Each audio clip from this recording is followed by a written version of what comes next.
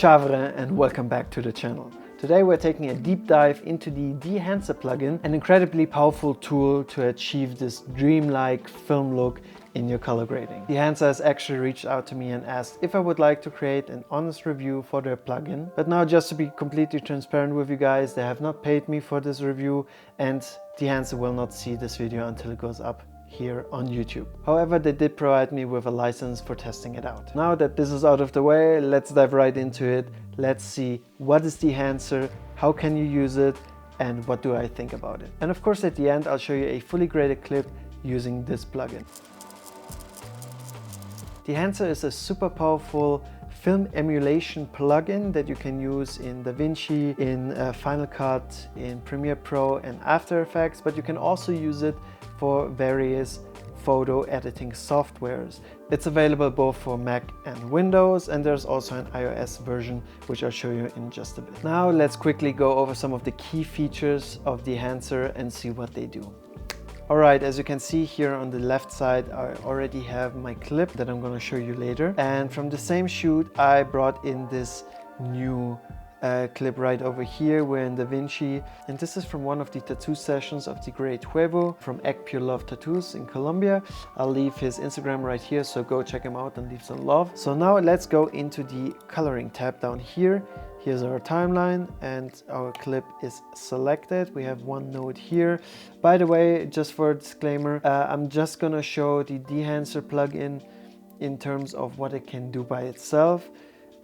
There is an actual process of how you correctly color grade with Dehancer, and you'll see the plugin seems kind of overwhelming at first because there are so many options and so many things that you can choose from. But don't be discouraged, Dehancer actually offers a great amount of resources and tutorial on the website. And if you go right here to learn, you come to this page where you have all of the different options, everything that you can choose in the Dehancer plugin itself.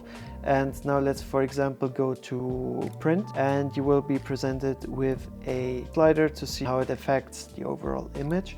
And also when you go down there, you will have a great deal of explanation and tutorials, and also tips and tricks of how you can use it and what this certain setting actually does to your image. With that out of the way, let's get right into it. So first of all, when we're in the coloring tab, we click on effects if it's not open, like this. We click on effects up here and we scroll all the way to the bottom where we find the installed film emulation Dehancer Pro 7.2.1 in my case right now, and that we can just drag and drop right on here. As you can see, it already did something to our image, and that is because first of all, we are presented with the input right here. We see that the source is Rec 709.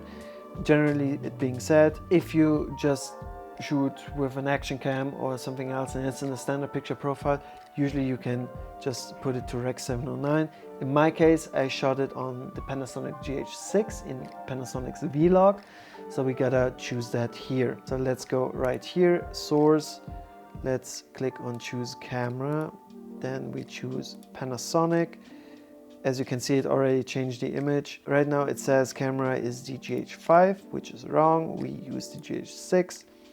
And of course in Vlog. Now the image looks a lot better already. One gripe that I have with the Dehancer plugin that I can tell you already is the amount of cameras that you can choose from. I'm a Panasonic Lumix kind of guy, so if I go in here, the first thing that comes to my mind is where's the GH7 and where's the G9 II? So these two cameras are missing.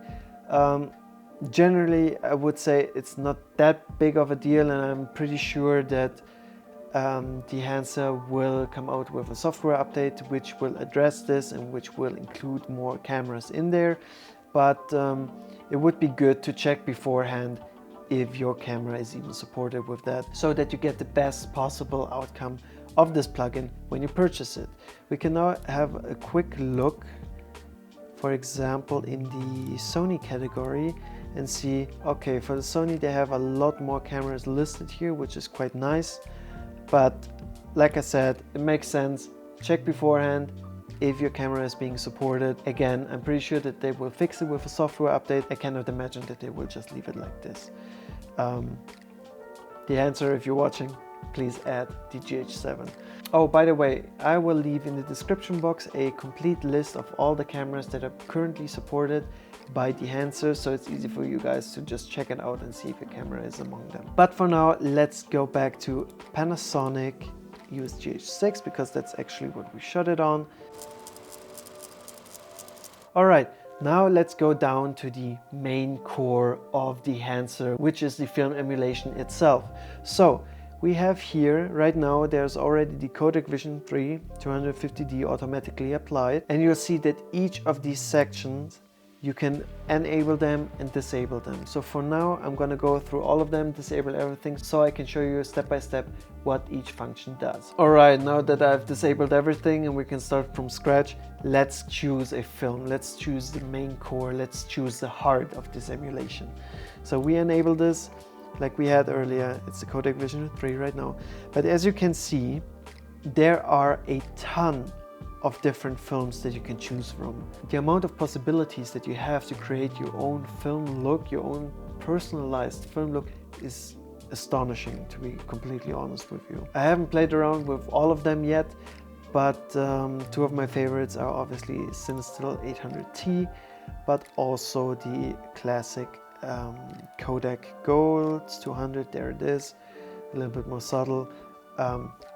Beautiful film look in my opinion. For now, let's just go with the Cinestill 800T. The film developer is basically where you can push and pull the film exactly how it would be with the real chemical processing. One thing that I would like to put out first is make sure to just play around with it. Play around with it, see what works best for you. And I don't just copy my stats here, because obviously for every shot, for every shoot, it's going to be different. Play around with it a little bit and see what works best for you and how you like it. In film compression, you smooth out the highlights and it gives you that nice roll off that you see typically in film. So we have no harsh clipping, just a natural organic glow, especially like in the brighter areas right here. So if we enable this, you can already see the difference. Next up we have expand. You control the dynamic range, so you tell Dehancer exactly where's your true white and where's your true black. Print simulates the process of printing your film onto paper. That's the point where we can get extra cinematic in here. It changes the overall contrast of the image, the saturation, the density of the colors, and color density is really something that I would like to talk about really quick. When we look at film itself, be it photos being shot on film or movies being shot on film, and there's like this special depth, I would call it, to colors. This is where color density comes in. It's not saturation, and this is what truly sets it apart, like having film emulation, or when you try to get to simulate a certain film style and you just increase the saturation, it's not going to have the same nostalgic feel, if you will, as color density. So this is what that does. Next up we have color head. This is inspired by like dark rooms, I would say. It's where you can adjust cyans, magentas and yellows to balance out the overall colors in your image, how you would develop them in the darkroom back then. Then we have film grain. I would say film grain is pretty self-explanatory. It's like this little noise that you have. At the beginning, when I first tried it out, I thought, okay, it's just gonna be like an overlay. But Dehancer's film grain actually, and I don't know how they do it, but it actually, when we enable it here, you can see the amount of grain in certain areas varies. So it kind of feels like as if Dehancer actually works with the footage and analyzes and checks, okay, in which areas should we have more grain, in which areas should we have less grain, and this gives it this natural feeling to it, and I'm really a big fan of it. There was a time where I used to think, okay, it should be as clean as possible. Nowadays I like a little bit of grain. And speaking of grain, I mean, just look at all these options. You can choose from 8mm ISO 50 all the way to 65mm ISO 500. And if nothing in here strikes your fancy, you can still click here at the top at custom and create your very own customized film grain profile. And here you can actually see what I was just talking about. You can adjust in the custom mode how much grain you would like to have in the shadows, the midtones, the highlights, and you can really adjust it to your liking, which is just amazing. And halation is something that you always see in movies that are being shot on film, or you see it in photos, and this is, to me, something that gives it this really nostalgic film look, vibe, if you will. And for the longest time I had no idea what the name was, but it's actually called halation. And halation is when at the edge of something where the highlights meet, it separates it, so there is this orangey reddish glow. So here, for example, I just zoomed in on the tattoo gun that whoever is holding. If I'm enabling halation, you can see how the highlights separate, and you have like this orangey reddish glow here. I'm gonna disable it for you to see again, also around here. And this is what halation does. It gives you a little bit more of a dreamy look, especially around the highlights where it's being softened. So if you're gonna enable this, you can already see how the highlights, especially here around the thumb area, is being softened, and we have like this nice little dreamy, almost halo-like effect. Then we have film damage. Film damage is pretty self-explanatory as well. It's like all these cracks and scratches that you sometimes see that old film has. This is something that I personally wouldn't use that much, because I feel it's a little bit over the top. It will give it too much, but I could definitely see myself using this if I have to put an image into, I don't know, an old TV or comedic purposes, if you want to like just enhance the fact that something is old, you know. Same with film breath. Film breath is exactly what it sounds like. This is usually caused by the projectors that the film runs through, that the film is in constant movement, and therefore it looks like as if it's breathing. Again, something that usually I wouldn't quite use, but could be handy in some specific scenario. Then we have gate weave. Gate weave is basically the same thing. It's kind of like when the film is not properly aligned and there's like a little jitters and stuff. If we enable this, you see we have like this overlay, as if we were actually scanning the whole film strip from above. And again, it's a gimmick. In my opinion, you can use it for certain effects. I've recently seen it on Instagram pop up even more to give it like this nostalgic feeling. And again, like everything in Dehancer, you can like really customize it to the full extent. From Super 8 all the way to Ultra Panavision 65mm, which looks like this. Next up we have a vignette. I think that's pretty self-explanatory as well. It's when we darken the edges of our frames, as you can see right here. It draws the attention obviously more to the more lighter part, which would be the tattoo gun here. And of course you can adjust these as well. Monitor is quite cool. We have two options there. We either get the false color or we get the clipping indication. So with false color, if we click on there, you see, okay, we get these weird color shifts, but this is actually super helpful to see if we're clipping or not. So everything that is in the red is very, very bright and could potentially be so bright that we're gonna lose the details in the highlights. The same with a purple, a dark purple right there. And the clipping indication does the same thing. So right now we don't see anything, but if we would go up again to expand, for example, right here, and we just play around with the black points and the white points a little bit. So I'm gonna darken it, and you see everything that is getting blue is clipped, so it's so dark that there's no information left. The same thing with white. If we increase it too much, it gets all red and we lose the details in there as well.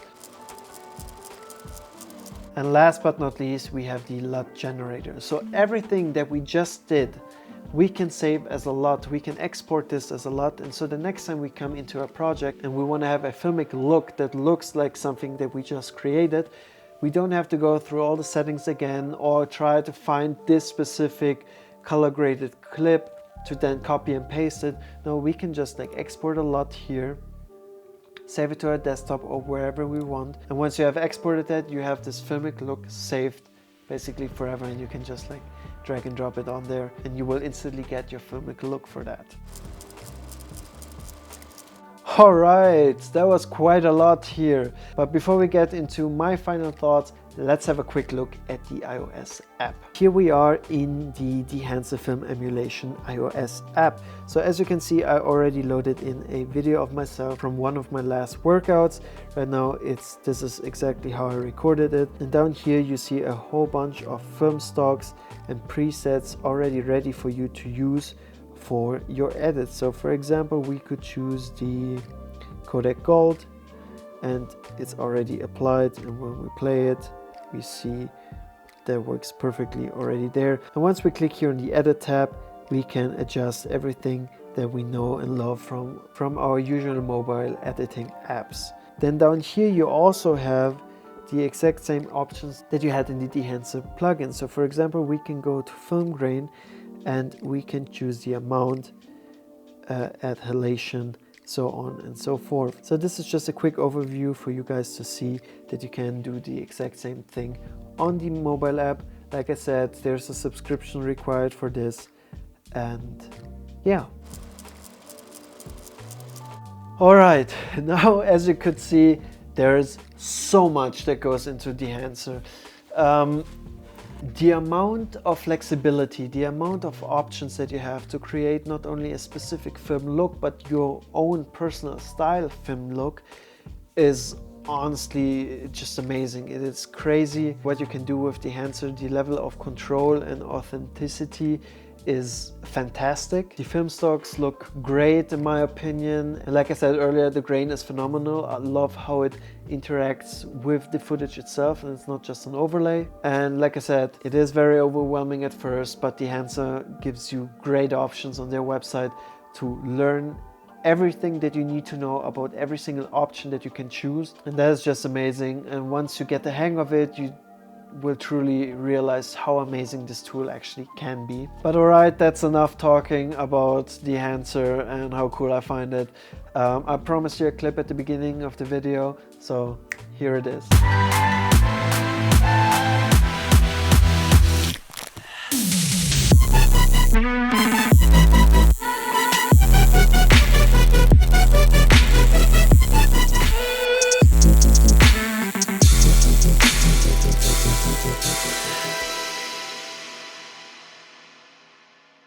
Alright, and I hope you enjoyed this little clip created specifically just with Dehancer in one single note. Again, it's not perfect. There's still a lot that I need to learn about this. Like you've seen, there's so much that goes into it. There are so many options, so many cool things that you can choose from. And that's pretty much it, my small little review to Dehancer. I hope you liked it. And if you're interested in trying out Dehancer yourself, then you can use my code CarbonFilms for a 10% discount on the Dehancer website on any of their products except for the iOS app subscription. Also, since Dehancer has so much more depth to each of these different options and you would like to see me dive deeper into specific topics, let me know down in the comments. I'd love to do more in-depth tutorials if that's something that you would find useful. So guys, that's it for today. I really hope you enjoyed the video. Drop a like and subscribe. Leave some feedback down in the comment section. Have you used Dehancer? Are you gonna try it? Or do you say like you don't care about film emulation at all? Let me know your opinions down below and I'll see you in the next video. Bye bye.